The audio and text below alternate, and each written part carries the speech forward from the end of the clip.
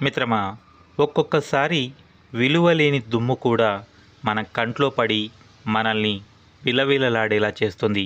అలాగే విలువలేని మనుషులు కూడా వాళ్ళ మాటలతో నిన్ను బాధ పెట్టాలని చూస్తారు.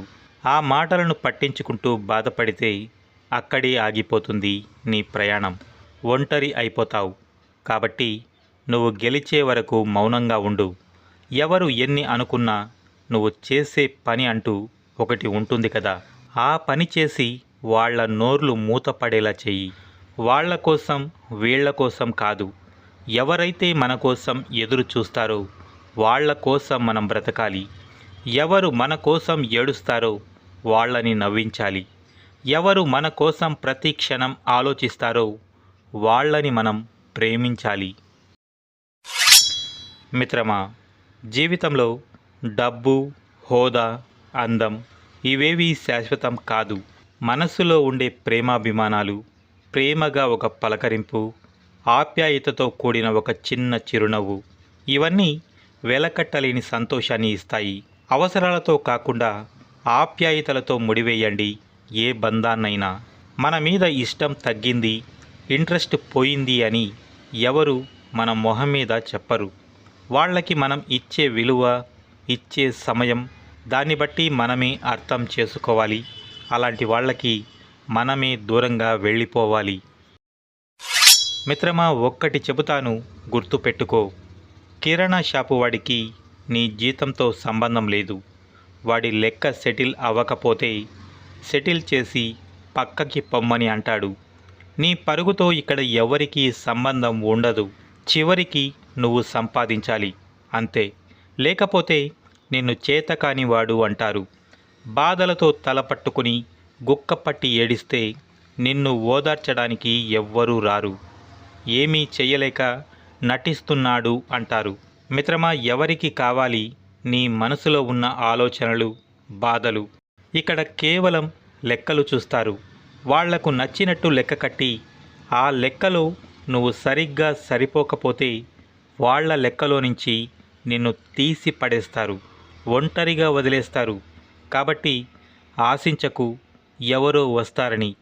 డబ్బు అనే దీపం లేకపోతే నీ నీడ కూడా నీతో రాదు. ఇది గుర్తుపెట్టుకో. మిత్రమా, జీవితంలో నువ్వు వెళ్ళే మార్గం నచ్చలేదంటే వెంటనే దానిని వదిలేసి నీకు నచ్చిన మార్గంలో ప్రయాణం మొదలుపెట్టు. నీ చుట్టూ ఉన్న నలుగురు నవ్వుతారేమో, ఇంట్లో వద్దంటారేమో, మరొకటి కూడా ఇలాగే ఉంటుందేమో అని ఆగిపోకు. ముందు కొందరు నవ్వినా నువ్వేంటో, నువ్వేం చేయగలవో తెలిసిన రోజు అందరూ నీ దగ్గరకే వస్తారు. అయినా నువ్వు చేసేది నిన్ను చూసి నవ్వేవాళ్ల కోసం కాదు. అలా నవ్వేవాళ్ళు నీ వాళ్ళు కాదన్నట్టే. అయినా ఒక్కటి ఆలోచించు, చెప్పేవాడు చేరదీస్తాడా, అనేవాడు ఆదుకుంటాడా? ఎవ్వడు ఏమీ చెయ్యడు. కాబట్టి నచ్చని దారిలో నడుస్తూ ఎక్కువగా కాలాన్ని వృధా చేయకు. ఏదైతే అది అవుతుంది. నచ్చింది చేసేయి. అయితే గెలుస్తావు, లేదంటే ఒక పాఠం నేర్చుకుని 10 మందికి చెప్పేవాడివిగా తయారవుతావు. మిత్రమా, నిన్ను ఒంటరిని చేస్తున్నారా? నీ చుట్టూ ఎవరూ చేరడం లేదా? అయితే మరి అలాంటి వాళ్ళ గురించి నువ్వెందుకు తాపత్రయపడుతున్నావు? వాళ్ళు గొప్పవాళ్ళు అనే భ్రమలో ఉన్నారు. నువ్వేమో నిన్ను నువ్వు తక్కువ చేసుకుని అక్కడే కూలబడిపోతున్నావు. ఇక్కడ తప్పు ఎవరిది? నీదా, వాళ్ళదా? సరే, వాళ్ళు గొప్పవాళ్ళు అనే భ్రమలో ఉన్నారు అనుకో. గొప్పవాళ్లతో నీకేంటి పని? నువ్వు సామాన్యంగా బ్రతుకు. అప్పుడు నీ చుట్టూ సామాన్యులే చేరతారు. వాళ్ళకి ఆర్భాటాలతో పని ఉండదు. నీలాగే ఎప్పుడు నిరాడంబరంగా ఉండడానికే ఇష్టపడతారు. అలాంటి వాళ్ళని కోరుకో. ఎందుకంటే అది నువ్వు, నీ మనస్తత్వం. ఇక్కడ ఏ బంధం శాశ్వతం కాదు. ఈ రోజుల్లో అంతా అవసరాల కోసం పరుగులు, పరిచయాలే. ఏది మనసులోకి తీసుకోకు మిత్రమా. మిత్రమా, ఎప్పుడైతే నువ్వు ఒక వ్యక్తిని నమ్మడం మొదలు పెడతావో అప్పుడే నువ్వు మోసపోయావు అని అర్థం. ఇక్కడ మన అనుకోవడానికి 100% అవకాశం లేకుండా పోయింది ఈ లోకంలో. నాది అనే పునాది రాళ్ల మీద నడిచే కలియుగం ఇది. అలాంటి చోట నువ్వు ఆశలు పెట్టుకుంటే ఆవిరైపోతావు. కష్టం, నష్టం ఈ రెండు నీ నిర్ణయాల వల్ల నీకు రావాలి తప్ప ఎవడినో నమ్మడం వల్ల, వాడితో అడుగులు వేయడం వల్ల రాకూడదు. గుర్తుపెట్టుకో. మనిషి మొత్తాన్ని కంట్రోల్లో పెట్టుకునే మెదడు 1300 గ్రాముల బరువు మాత్రమే ఉంటుందట. కానీ అది దాదాపు రోజుకి 4000 ఆలోచనలు పుట్టిస్తుంది. అందులో 90% తర్వాత రోజుకి ఆవిరైపోతాయి, అంటే మర్చిపోతాం. కానీ కొన్ని మాత్రం నమ్మకాలుగా మారి నీడై మనిషిని అనుసరిస్తాయి. ఒక్కోసారి ఆ నీడ నిజమై మనిషిని ముందుకు నడిపిస్తుంది. మిత్రమా, ఒక్కటి చెబుతాను, గుర్తుపెట్టుకో. ఓడిపోయాను అని ఎప్పటికీ బాధపడకు. ఓటమి నిన్ను గెలుపు వైపే నడిపిస్తుంది. నీకు ఎదురయ్యే ప్రతి ఓటమిని గర్వంగా చిరునవ్వుతో పలకరించు. ఓటమి నుంచి పాఠాలు నేర్చుకుని ఓర్పుతో ఉన్నత శిఖరాలకు చేరుకున్న తర్వాత నిన్ను నువ్వు అద్దంలో చూసుకున్నప్పుడు నీ కళ్ళల్లో కన్నీళ్లు ప్రవహిస్తాయి. నీ గెలుపు భీకర గర్జనలాగా ప్రతి మూల ప్రతిధ్వనిస్తుంది. కాబట్టి ఓటమి ఎదురైనప్పుడు అక్కడే ఆగిపోకుండా ఎగసి పడుతున్న కెరటంలా ముందుకు దూసుకుపో.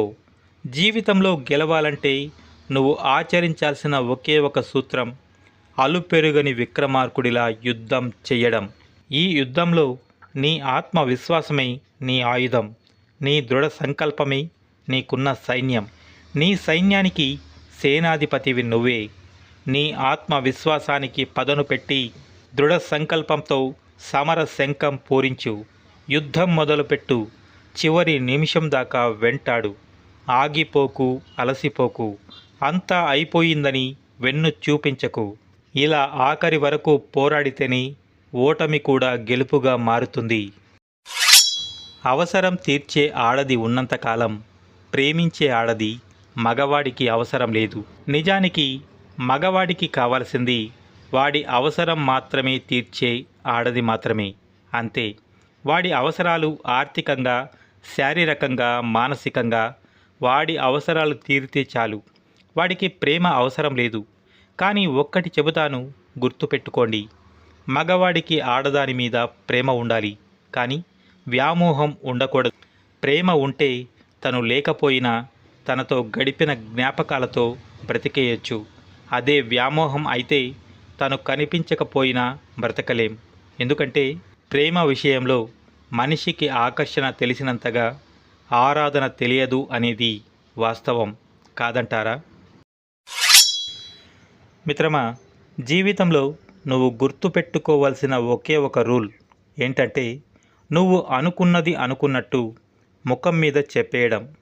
ఏమైనా అనుకుంటారేమో, ఇలా చేస్తే నా నుంచి దూరమైపోతారేమో అని అస్సలు ఆలోచించకు. నీ వాళ్ళైతే అర్థం చేసుకుని నీతోనే ఉంటారు. నిన్ను ముంచే వాళ్ళైతే నీ నుంచి దూరంగా వెళ్ళిపోతారు. మంచి నీరైనా, మురుగు నీరైనా చెట్టు ఎదుగుదలను ఆపలేవు. మరి ఎవడో ఏదో అన్నాడని నువ్వు అక్కడే ఆగిపోవడం ఏంటి? ఎన్ని కష్టాలు వచ్చినా ముందుకు సాగిపోవడం నువ్వు ఆచరించాల్సిన ధర్మం. దృఢ సంకల్పం, తరగని ఆత్మవిశ్వాసం, బలమైన కోరిక ఉంటే నీకు విజయం తప్పక వచ్చి తీరుతుంది. మిత్రమా, గట్టిగా అరచినంత మాత్రాన అవతలి వాళ్ళు గెలిచినట్టు కాదు. మౌనంగా ఉన్నంత మాత్రాన మనం తక్కువగా ఉన్నట్టు కాదు. ఎందుకంటే రూపాయి బిళ్ళ చేసే శబ్దం 100 రూపాయల నోటు చేయలేదు. కాబట్టి మౌనంగా ఉండే 100 రూపాయల నోటు 100 రూపాయి బిళ్ళలను కొనగలదు. అలాగే ఒక వ్యక్తి విలువ మాటల కంటే అతని చేతల ద్వారానే గుర్తించబడుతుంది. నాగలి చేసే గాయాలకు ఓర్చుకుంటేనే నేల పంటను ఇస్తుంది. కత్తెర కోతలు తట్టుకుంటేనే బట్ట అందంగా తయారవుతుంది. దహించే మంటను భరిస్తేనే పసిడికి దగదగమని మెరుపు వస్తుంది. అలాగే జీవితంలో ఎదురయ్యే కష్టాలని భరిస్తేనే గెలుపు మన తలుపు తడుతుంది. సవాళ్లకు జంకితే జీవితం పనికిరాని బంజరు భూమి అవుతుంది. వెలికి తీయని బంగారంలా భూమి లోపలి మిగిలిపోతుంది.